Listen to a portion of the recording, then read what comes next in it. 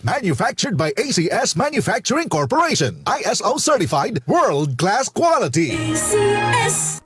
Kita magazabonggenyo pronto alivia. Por eso necesita valiente, practical y perseguido para alcanzar el magasueños. Na otro enfermedad necesita el medicina pronto también.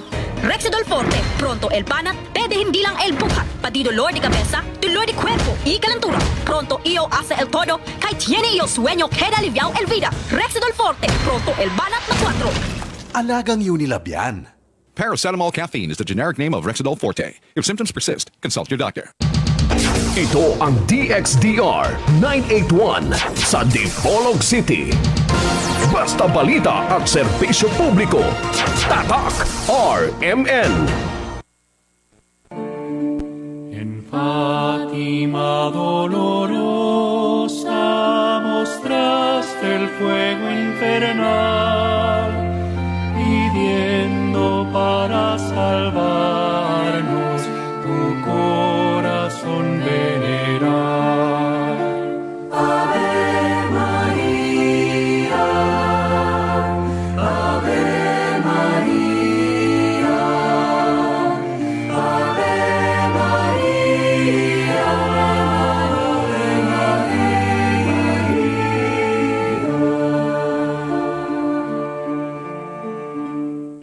Okay, yan na usab ang tulumanon nga giuluhan ang kahayag sa pagtuong Katoliko uban gihapon niining ubos ninyong alagad sa maong tulumanon.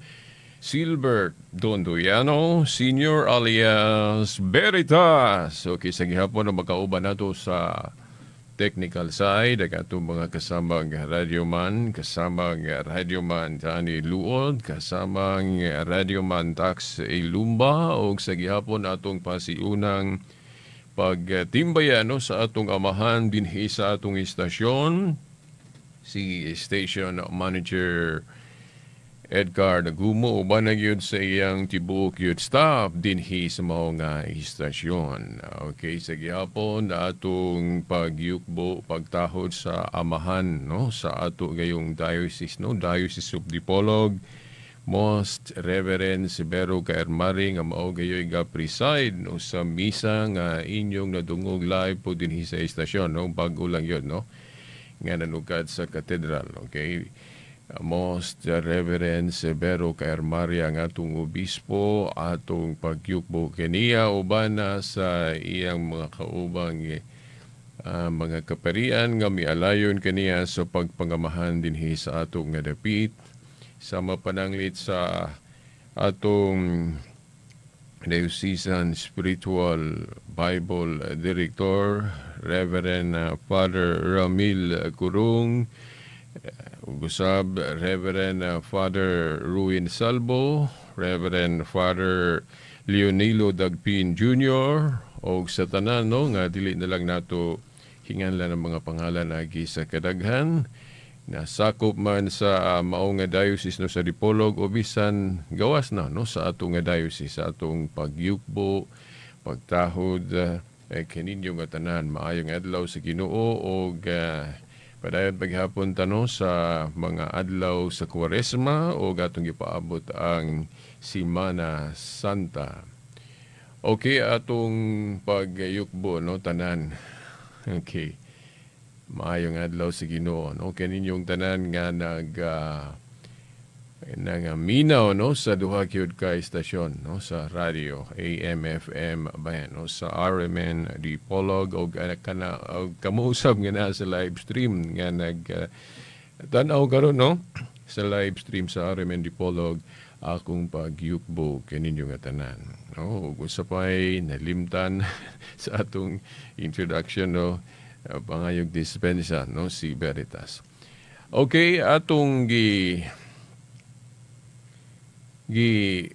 pasalig ninyo, no, nga atong ipalapdan pag-ayo tong atong gisugdan sa miaging Domingo nga topiko nga atong tukion na usab ang Galacia 1:8 hangtod sa 9. Ato na ning gisugdan ang atong estilo karon, atong imaraton matag hatag na tog topiko, dili nato diretso og guman ato sang suwayan og taltag dinhi ang mga objection, no? Og naapay ubang mga bersikulo nga gigamit, no, sa uban natong mga igsuon nga nahimulag in support dugang anang Galacia 1:8 hangtod sa 9, no? Nga kana bang gamiton ang tudling nga kung dawat nato ang ilang interpretasyon o mo santop sa atong unahuna ang interpretasyon nila o maoy matuhuan nga insakto o maunay gamiton nga hinungdan, maunay himuon na dayong rason nga nga moingon sila, mo conclude sila nga ang simbahang Katoliko anaa gayud sa kasaypanan, no? Okay, ang Galacia, no, i-review na to gamay. Ang Galacia 1:8-9, si Pablo gahisgot og kana bang kung dunay mga tao magtudlo og mga pagtulunan nga wala nila itudlo o supak sa ilang gitudlo, ayaw mong tuuan na nila kay gani matud pa ni San Pablo, mahiagom sa tunglo ang mga tao o mga preacher nga magtudlo og mga pagtulunan nga wala nila itudlo o supak sa ilang gitudlo. Kana gud nga pahayag pamulong ni San Pablo kung masinayop lagi nato na pagsabot, mahimo ng hinungdan usab sa atong pagbugnaw na ba o sa pagbiya na sa simbahang Katoliko. Okay.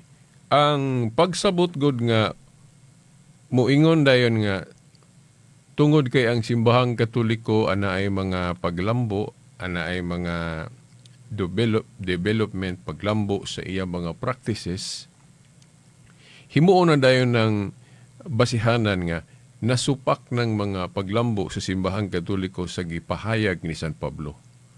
Pero ato naman ning gisugdan nga ang kapakyas nato sa pagsabot sa hustong pagsabot mao na makontra na hinuon nato ang mga dapat nga ma-realize gyud nga kalambuan sa simbahan. Unang-una, ang simbahan nga gitukod ni Kristo dili ni siya o wala ni siya gihulagway nga stagnant kanang mupundo ba nga o dili mo irog walay kalambuan, no? Kay ang matag pundok gani ron dili man gyud ka makaingon nga wala gairog o wala maglambo. Bisan ang mga simbahan o mga pundok nga nagsaway sa Katoliko sa iyang mga kalambuan, bisan sila mismo ana ay paglambo. Di ba? Kung himuon nato na siyang basihan nga sayop ang Katoliko agi sa iyang mga makita nato ron nga wala pa panahon sa mga apostoles. Sayop na. Kaya lagi si San Pablo ga nanudlo nga ugon sa to sa una ilang gitudlo maora gito. Oh. Nya kitong musupak na dili gyud tuan, no?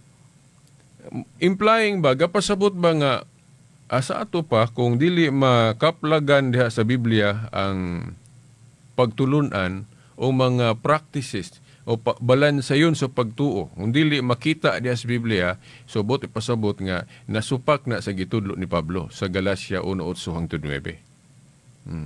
Mao na nga kabantay mo ang ila dayong gamiton sa pag komprontahe nato, maingunan sila nga asa man na be kanang magrosaryo. Asa man na sa Biblia be nga si San Pablo o mga apostoles nagtudlo sila nga ipasaulog ng kapistahan alang sa mga santos. Sama ng pagpista ni San Vicente, San Antonio, ug daghanan pa nga mga santos asa man na gitudlo ni Pablo, gitudlo sa mga apostoles, no? Kung dili na makaplagan sa Biblia, so klaro nga gisupak sa Katoliko, gisupak sa mga Katoliko ng gitudlo ni San Pablo. Mga debosyon, no? Kanang rosaryo, kanang debosyon sa Divine Mercy, no? Pagkadaghang mga practices, no? Balansayon sa atong pagtuo karon nga atong gituhuan nga tugod na kay galambo ang simbahan o iglesia nga gitukod ni Kristo. Pero gumikan lang anang sa ato nang giingon ninyo nga false interpretation, sayop nga pagsabot na himon gikontra na Hinuon nato ang tinuod nga simbahan nga naglambo. Ang bersikulo sa Biblia ngano nga mobarog kita nga kanang mga paglambo sa simbahan wala na makontra sa gipamulong ni Pablo sa Galacia 1:8-9, no? Sa husto nga pagsabot. Para sa kuno sa larawan, pagbasa nga dunay larawan nga gidili, ingno na dayon nato nga tanang larawan gidili. No. Atong sabton unsa tong gidili? Katura man daing larawan nga mga Diyos mo gidili, wa man nay gi-appeal ng mga sacred images nga gigamit lang simbolo o mga representation, wa man nay appeal. Gani ang Dios nagpahimog larawan. Ingon na ba? Naarag yun isa kinibang pagsabot. Kung ang atong pagsabot masipyat o masayop na diha na gyud makontrahan na gyud noon nato ang tinuod. Di ba? Unsa nga parte sa Biblia nga giklaro nato nga wala gyud masayop ang simbahan kung naglambo siya gadugang ang iyang mga kanang gitawag nato ceremonial observance, no? Kay sa ato na laging gihisgutan diri ang tinuod nga simbahan na ay gahom, na ay authority maghimo og mga bag-ong kanang gitawag nato ceremonial practices. Kana mga devosyon, pwede gali makahimo ang tinuod nga simbahan og mga balaod ecclesiastical. Kanang gitawag nito ecclesiastical law, parehas pud anang canon law. Nga parehas anang ang vow of celibacy sa una panahon sa mga apostoles optional lang. Mo nang naay apostol nga minyo sama ni Pedro, naapoy dili, naapoy single. Si Pablo single, di ba? Pero naapoy minyo. Nya sa history ang simbahan gani, no? Ang mga 27 o 27 to 28 popes, no, di lang ko ka exact yun, no, kaya mo review pa po ko sa pagpamasa sa history, no, of the church, no. Sa atong nahibawan na mga 27 o 28 kasanto papa nga minyo. Di ba? Matingala mo, nya nga naman karon dili naman minyo. Di ba? Tungod na kay sa ilang panahon, no, ang ilang vow of celibacy optional lang. Sa ato pa, dunay magminyo, doon na po'y wala. O kung minyo, ingon si Pablo, ngadto ni Timoteo sa 3:2 kinahanglan usara. Diya? 1 Timoteo 3:2. No? Sa ilan ng panahon, kung minyo ang usa ka obispo ba o usa ka ministro o pari, kinahanglan usara. Ila man gali nang gamiton sa mga dili katoliko nga tanawa. Tanawa sa Biblia ang ministro o ang pangulo sa iglesia sama sa obispo na ay usa ka asawa. Yang ano mga katoliko ron, kuan mo man di man gyud paminyo o nang magpari. Di ba? Ang tubag ana sa tema nato sa celibacy ato nang mahisgutan. Pero ato lang nang hisgutan pud gamay karon, no? Kay basig mahangin kayo mo, no. Now, sa una lagi sa wala pa gi canon law o nag-impusar pa og optional sa vow of celibacy, no? Nga naay minyo, pwede magminyo, pwede pud dili, oh. So, mo to ilang panahon nga kung minyo kinahanglan usara. Oh, di ba? Pero sa pagdasog sa panahon tungod kay ang simbahan o mga authority sa simbahan na ay authority muhimog mga balaod sama ng canon law, ecclesiastical law, disciplinary law. So, pwede mag-usab-usab ta sa mga panahon kung maghisgot og mga balaod nga ceremonial, disciplinary, ecclesiastical, canon law. Di ba? Kay ang simbahan mag-uswag man, maglambo man. Di ba? Nahinumdum mo sa gipahayag ni Kristo sa Juan 14:12. Juan 14:12, unsa to'y giingon sa atong Ginoong Hesukristo? Kinsa tong buot mo sunod kanako, maghimo sa akong gibuhat, ug maghimo siya labaw pa niini. Diba ninyo ha? Kung si Kristo o ang Christianity supak pa anang paglambo sa simbahan, sa iglesia, no? Kung supak pa ang Ginoo ana, nganong naglitok man siya ng mga pulunga. Nag-ingon siya, kinsa kuno tong buot mo sunod niya o mahimong disipulo niya, magbuhat sa iyang gibuhat o magbuhat pag labaw pa kuno sa iyang gibuhat. That proves dili gyud supak ang atong Ginoo anang mga kalambuan. Kay ingon mangud siya nga, kamo dako pa mong panahon. Kung atong sabto ng maong bersikulo, Juan 14:12. Ako, di man ko magdugay kay makumanto iyang misyon, Nga nagtukod siya og simbahan, dayon matay man to siya, no? Gipatay man to siya, dayon na banaw sa ikatulo ka adlaw. Dayon pila ra po to ka adlaw, dayon naapa siya diri, then mikayab siya. Misaka siya sa langit. So iyang gibilin nga to ni Pedro ang kanabang pagka universal pastor, no? Ato naman ang nahisgutan. Wa gid siya moingon nga ayaw ninyo dugangi o ayaw ninyo palaboy. No. Mas dako pa man kuno panahon ang mga nabilin dire, no? Ang iyang simbahan dako pa magpanahon diri sa yuta. So dako pagpanahon nga molambo siya. No? Juan 14:12, kinsa kuno tong mosunod niya mobuhat sa iyang gibuhat og maghimog labaw pa kuno. Na labaw pa. Unya sa Daniel 12:4 pod, gitagna ni Daniel nga moabot ang panahon nga muuswag o mulambo ang kahibalo, knowledge shall increase. No? Unya ang kahibalo either pang spiritual man o pangkalibutan.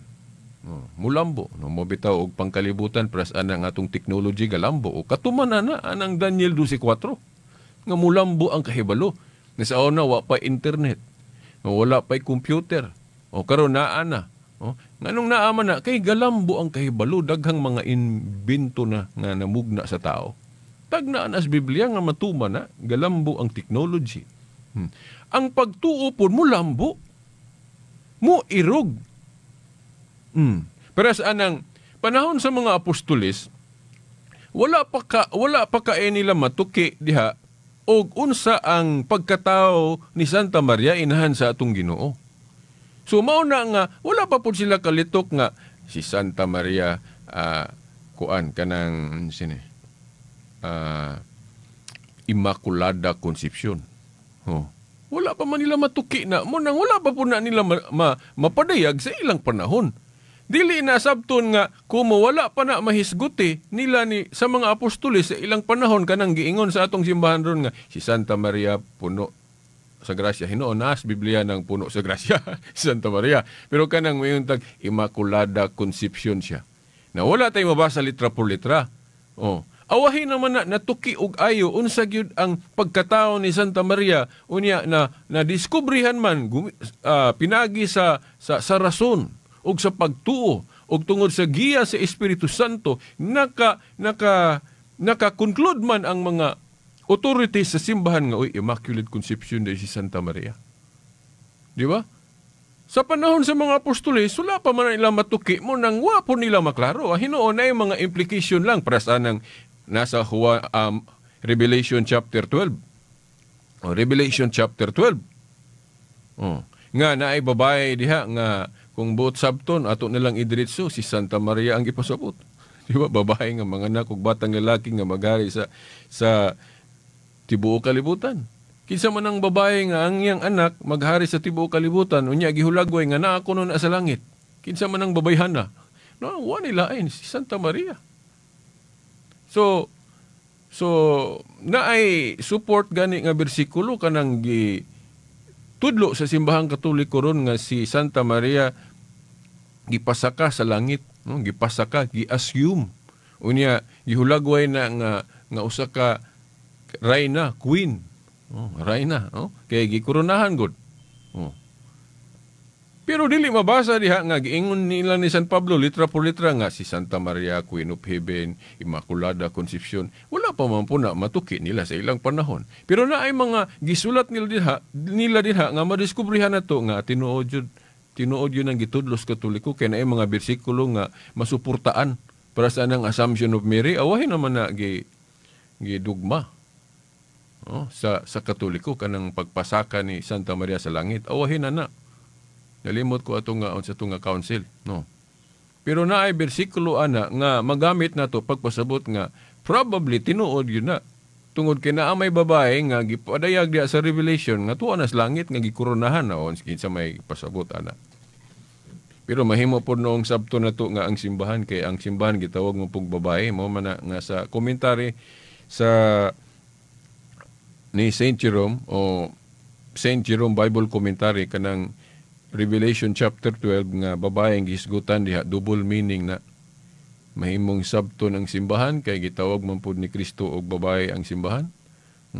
Og si Santa Maria, no, kapila gyud po na gilitok ni Kristo ang pagtawag og babae sa iyang inahan diha sa gospel, di ba? Sa Juan 2, sa katupong nagbitay siya sa krus ang iyang inahan si Santa Maria gitawag po niya woman. Di ba? So, mao na nga maglambo gyud ang simbahan. Niya, bisan ang mga dili Katoliko gani nga gasaway anang mga kalambuan nato sa Katoliko, galambo man pud sila. Niya, wa man pud nato sila sawayaan na para pananglitan. Ang atong mga igsuong Iglesia ni Cristo INC. Tanawa, kung tanaw na to na ilang simbahan, ang ilang simbahan indot kayo, then ibutangan jog name tag nga Church of Christ. Kung mato ka sa Amerika, ining lison man na nila, Church of Christ. Dayon, diri sa ato Iglesia ni Cristo. Butangan jug name tag. Pangutana, panahon ba sa mga apostolis, naghimo na ba sila kaugalingong simbahan? Kung magsalig lang kag Biblia, dili gyud ka kabasa diha nga ang mga apostoles nakatukod og ilang kaugalingong simbahan o mga balay alampuanan. Kay kadtong templo nga ilang sudlan, kuan pa man to, Jewish temple man to. Sa relihiyon pa man tong karaan tong ilang simbahan nga sudlan-sudlan. Kung magtigom sila, mga Kristiyano kasagaran, balay-balay lang. Pero wala sila kaugalingong templo o simbahan, wala pa'y Christian temple sa ilang panahon. Kay kadtong ilang sudlan-sudlan nga temple, ang Jewish temple pa man to. Unya, ang temple po, wala po'y mabasa diha nga butangag nimtag. Di ba? Di ba? Manggali mabasa sa Biblia nga na ay Jewish temple ito nga gibutangan og nimtag nga tinuhuan sa mga Hudiyo o Jewish temple. Di ba? Ang Church of Christ o Iglesia ni Cristo ron nga kanang natukod sa 1914, ang ilang mga simbahan ron butangan yung nimtag Church of Christ, Iglesia ni Cristo. Pero panahon sa mga apostolis, wala pa. Wala gitay mabasa nga na ay simbahan nga gitukod ang mga apostolis, wala pa lagi sila katukod sa ilang panahon. Unya, kanang butangan og nimtag Church of Christ to Iglesia ni Cristo, wala pa na. Unya, sa wayon ba po nato sila kay naghimo sila simbahan doon nga butangan yung nimtag das tubangan? Wa man tamo sa way ana. Kay basta development gani, paglambo, dili man supak ang Ginoo ana. Nag-ingon na gud siya, kinsa tong buot mo sunod niya mubuhat sa iyang gibuhat og magbuhat siya labaw pa niini. Ito pa mo uswag. Di ba? Panahon sa mga apostoles, magsangyaw sila, wala pa yung mga loudspeaker. Dili pa ipaagig telebisyon, kaya wa pa lagi na sa ilang panahon. Naisipon ba lang na ito nga nangasayop na taan na ron kay wala pa na gibuhat sa mga apostoles sa ilang panahon? Mo ba na interpretation sa Galatia 1:8-9 nga kanang mga practices, mga gibansay na to, nga wala pa panahon sa mga apostoles na supak ba na sa gitudlo diya ni Pablo nga kinsa tong magtudlo o mga pagtulunan nga wala na mo itudlo ipatunglo. Bisan pagganay kunog anghel. Na ako naman yung gisugdan sa miaging Domingo nga, ang buot ipasabot ko ni Pablo ana, wala siya magpasabot diha nga supak siya og mga paglambo sa iglesia. Supak siya og mga development sa mga debosyon. Wala nga pud giingon ni Pablo diha nga moabot ang panahon kung naanay magtudlo pag rosaryo ay magtuo ana. O siya maingon ana. Di ba? Ug moabot ang panahon nga magdugang og magmugda og daghan pag mga pista ayaw magtuo ana. O pud maingon si Pablo ana. Ang iya ra gyung hingusog diha nga pagtulunan kanabang kung kinsa ang anaa sa authority to teach, kung kinsa ang otorisado manudlo, kinahanglan mo respeto mo tahod ta, og mutuog yun ta, dili ta magsupak-supak.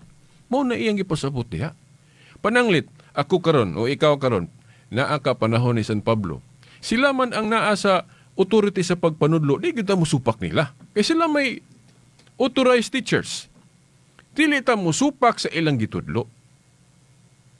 So ito pa mo pailalom ra gyud ta kay sila man ang anaa sa authority. Pero wala na magpasabot nga nasulti nila tanan ang angay nilang isulti o natudlo nila tanan sa ilang panahon ang angay nila itudlo. Paras anang pagtuo o pagtulon o nituo man gyud ta protestante o dili katoliko. Pila man kabasahon ang New Testament. Moingon ta 27. O tinuod na, mga protestante nituo, mga born again ito, sa Badista nituo nga 27 books ra ang New Testament. Kinsa may giingon ana, konsilyo nga katoliko. Mangutana ta, gitudlo ba na sa mga apostoles sa ilang panahon?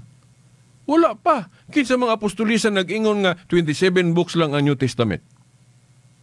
Tingali mo yung humandaan na naihap na nga. No, dili ka makasultian na. Kaya, actually, kung mubasa kag history, daghang kay sinulat ang mga Kristiyanos, di lang kay 27. Nakabaton tag, moingon tag, 27 books lang ang New Testament, diha na sa mga council nga katoliko. Nga nituo pod mog apil. Nga wala pa man na giingon sa mga apostol sa ilang panahon. Parehas sabton ba na nga sayop ng deklarasyon nga 27 books lang ang New Testament kay wala pa na gitudlo sa mga apostol silang panahon nga 27 ra ang ilang opisyalist. Wala. So mauna nga kanang Galacia 1:8-9 ang gipasabot ra gyud ni Pablo diha nga dili ta mosupak sa mga magtutudlo nga otorisado. Wala siya magpasabot diha nga tanan unsay mga kamatuoran nasulti ug mabasa sa Biblia no pagkadaghang dili mabasa sa Biblia nga tinuod. Diba? Kana lang 27 books lang ang New Testament, wa man nasulod sa Biblia. Dark Ages, Inquisition, unsa pa to? Kanang nahitabo sa history sa simbahan nga wa na masuwat sa Biblia, puros na tinuod. Diba? Mga igsoon, wa naman pud ta igong panahon, wa pagyapon kumahuman ani aton ning ipadayon sa sunod, no? Unsa gyud ang tinuod nga interpretation anang Galacia 1:8-9. Supak ba na? Nagsupak bas Pablo diha og mga kalambuan? No, wala siya mag-ingon diha, no? Ang authority lang kinahanglan atong tuhuan ug kinsa ang naa sa authority. Wa naman tayo igong panahon hangtod sa sunod Domingo pohon sa mga oras ug istasyon. Sa ngalan sa Amahan, sa Anak, sa Espiritu Santo. Amen. En Fátima dolorosa mostraste el fuego infernal, pidiendo para salvarnos tu corazón veneral. Ave María, Ave María, Ave María, Ave